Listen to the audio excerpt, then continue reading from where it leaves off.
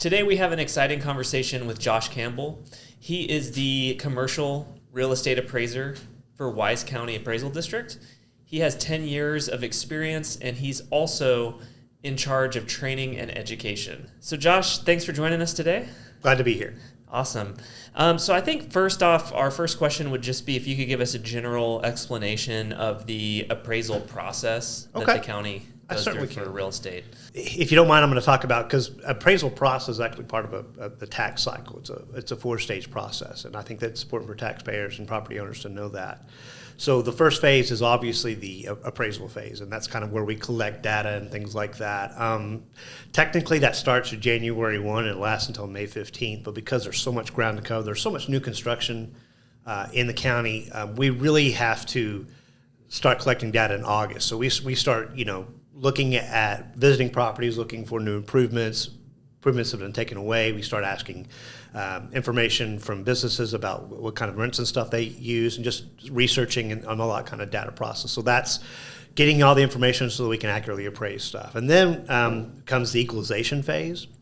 That's probably the process that most taxpayers are most familiar with. That's the protest process. Okay. And that begins like May 15th to July 20th, and that's where people file protests and come before the board and make their cases and things like that.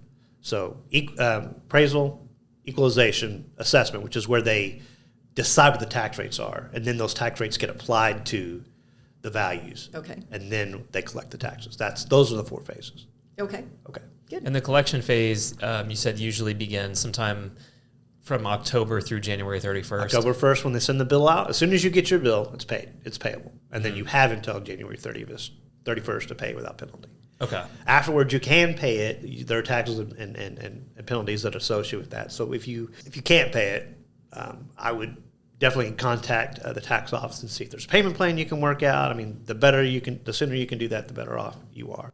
So we've already gone through the appraisal phase for 24. Yes. So you already have all of these are the properties we're going to tax, and these are the improvements we're going to tax. That is finished at May 15th. Yeah, so the notices that people received in May 15th or in that area of 24 were for the bills that they're paying now, which is part of the assessment phase. So it's always kind of a year in advance, or a year behind or whatever. So we have to go through that process. And so the bills that they get in October of that tax year are for January 1 of the preceding tax year, right? So it's not for January 2025, but January of 2024. Okay, so we will begin again January 1 to May 15th. We'll look at all the properties, and we'll look at all the improvements, and then we'll get a notice again in May, and we'll pay that tax the following December. That's correct. Yeah, I mean, we are probably also still currently in our collection of data phase, in the appraisal phase right now, because there's so much work to do. We do a little bit of that before January 1. But January 1, according to the property tax code, is the date of appraisal, right? So whatever the condition is of the property as of January 1 is what you get taxed on. Let's say your house was incomplete as of January 1, because there's a lot of new construction going on. So if your house is 50% complete January 1, 2025, then your bill will reflect that 50% completion value. Likewise, if your house in January 2024 was only half complete this year, it's probably done. So you can expect to pay the full value on that after your exemption. So on January 1, if it's just raw land, but then by the house is fully built in 2 months, you're only paying tax on that land. That's for correct. That year. That is correct. It's a double-edged sword, because the flip side is if your house burns down in February, which is a tragedy, because January 1 is the date of appraisal, you still have to pay taxes on it. So that's one of the things. I mean, we get that a lot. Disaster strike. We've had tornadoes hit, and houses have been demolished. And, unless the governor does some sort of crisis management or disaster relief is what I'm looking for. Right. Then there's no relief for that, unfortunately, written in the tax code. And that's where not the step 2 is the equalization. Equalization. That's right. So so the people file their protests. They come before the board, they make their cases, things like that. And what y'all probably don't realize is taxing entities can actually challenge our values as well. That doesn't happen very often, but it can if they don't think we value the properties high enough. Oh. Because I doubt that they'll value it if it's too low, right? I mean, if they think it's not high, yeah, anyway. So, so that's part of that process. That bleeds into what we're doing now because, I mentioned, or I should have mentioned that these phases kind of overlap. Like I said, we're collecting data now, even though technically we're in the assessment phase. But we still have protests that will get carried over from the summer if we don't get to hear them all, rescheduled, things like that. And we're also, at this point in time, because people are getting their tax bills, we get a lot of people who call and talk about it because obviously, either they missed their notice of appraised value or they didn't get a chance to protest. So now they're looking at their tax bill and going, whoa, that's a lot.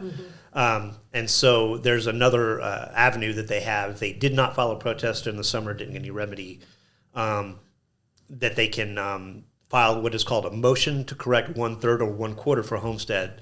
And so that happens during this time period too, which is still technically part of the equalization phase, but it happens because of the assessment phase, which is, again, the phase we're in now. Your taxpayers, got their bills in October, and they are due upon receipt, but you have until January 31st to pay them without penalty.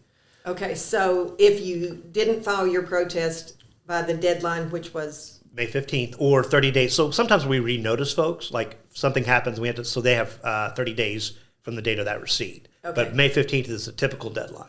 Okay, and then if they didn't file that protest, there is one more opportunity to file a protest, but you need to be undervalued by... Overvalued. Or, I'm sorry, overvalued by... 1/3 for people who don't have homestead exemption. So commercial property, rental property, things like that, is 1/3 over.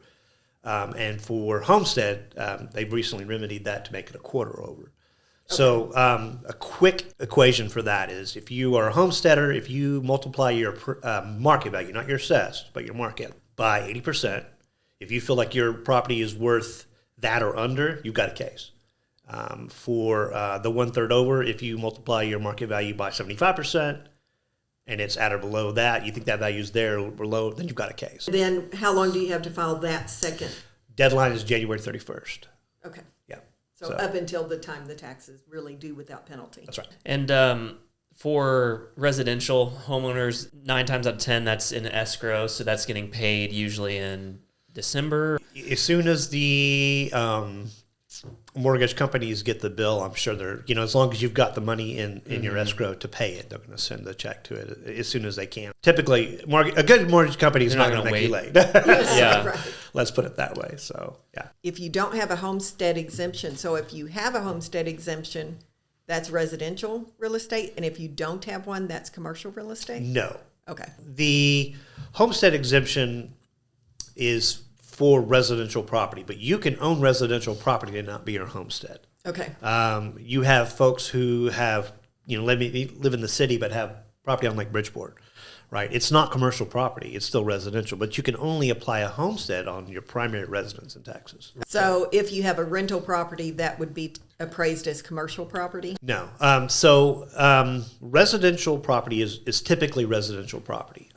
Just because you get rent on it, again, we're talking house, right? Mm-hmm. Because what really makes the distinction between commercial and residential is really what is its highest and best use, right? That's a term we throw about a lot. Right. So commercial property is typically going to be office. It's going to be industrial. It's going to be, income producing. That is typically income producing. That's pretty much the main use of it. But a rental home, that's not necessarily the best use of it, right? Mm-hmm. Especially when we're in a housing shortage like we are. We have so many housing subdivisions going on. That the highest and best use of a residential house is probably to a homeowner, right? So it does not become commercial just because you can income. In fact, the income approach to value, because there's 3 approaches to value, can be applied to residential property too. It doesn't necessarily make it commercial, but it is an approach to value. There's 3 approaches: market, cost, and income. So those can be applied typically to any type of valuation, but there are some that is the best method. Mostly for a residential property, we're going to look at market because we have a robust market. We can look at those sales, we can analyze it, we can kind of get an idea of what properties are selling for. So is it up to the county which method they use? If they say market is lower than income approach, can they use the income approach?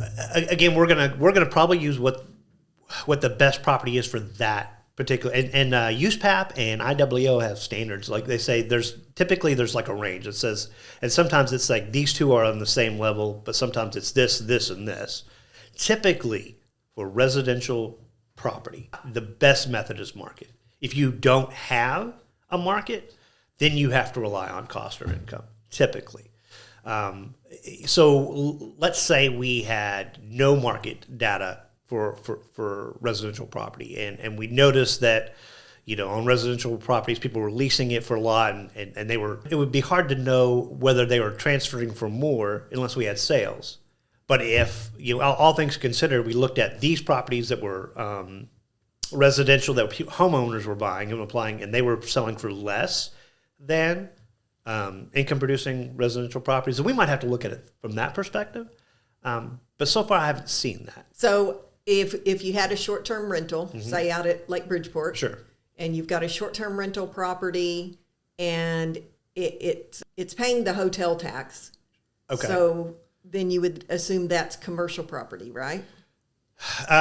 You kind of, when you say short term, you're talking Airbnb kind of things, right? Yes. So less than 30 days. Sure. So you're paying the hotel tax.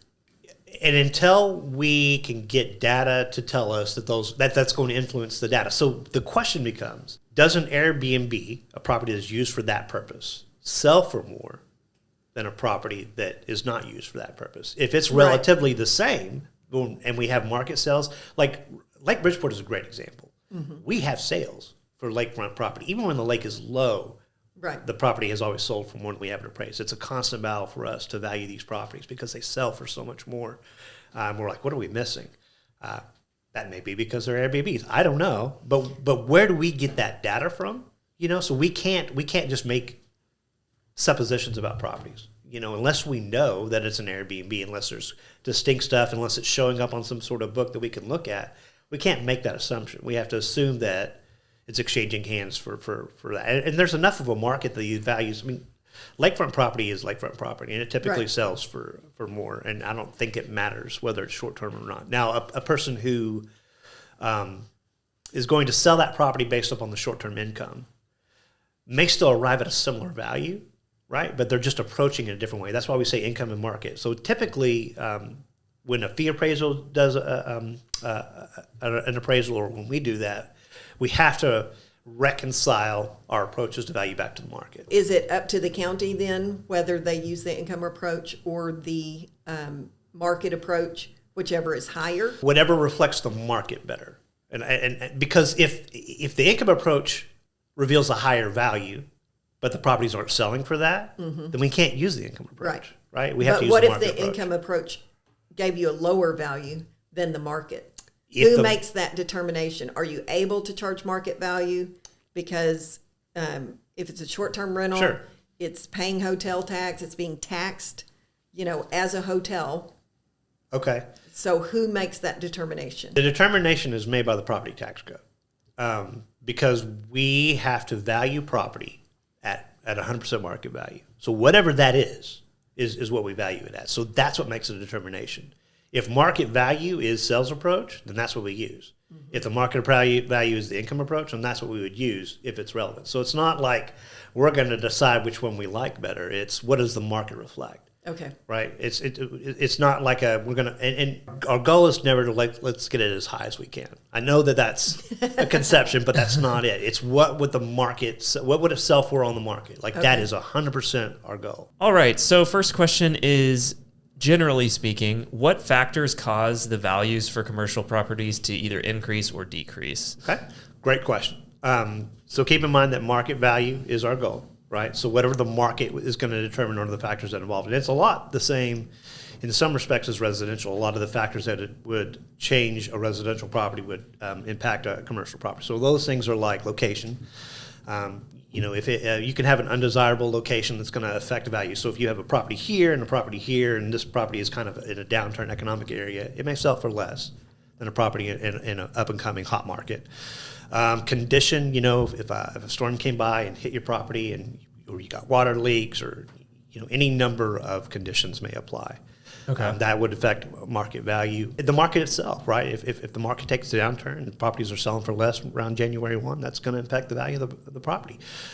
So those are downturns. But then again, sometimes those things can change. So say if some place was formerly in an undesirable location, that may change. The market may be gentrified. It may be, getting more attention, and people are. Bridgeport's a great example. Downtown Bridgeport for a while was ghost town, and now it's you've got all kinds of cool things going on down there. So it was undesirable. Now it's worth more because the market has been right.